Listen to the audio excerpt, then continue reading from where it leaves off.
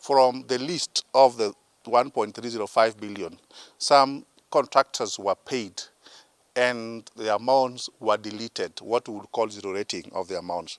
That is an illegal practice because you are supposed to keep details of any payment that you've made in pending bills.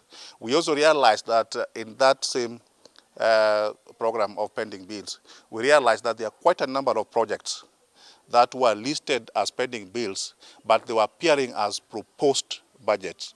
There is no way you can have a proposed budget listed as a pending bill, because a pending bill is for a project that was done but was not paid due to insufficient funding. So it can't appear as a proposed budget.